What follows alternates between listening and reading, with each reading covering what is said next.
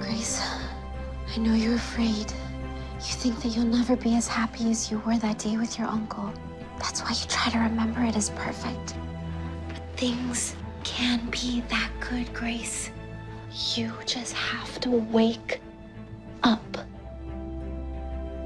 And then you and me and my parents, we can all help your uncle together. You're a liar.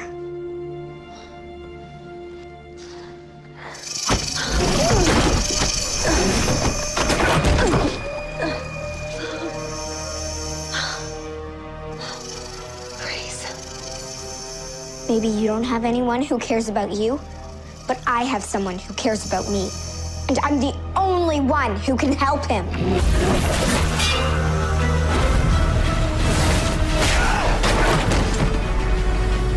Mom. Hey. She's not coming. What? Hurry.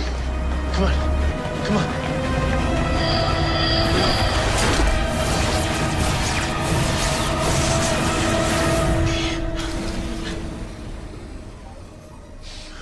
They're okay.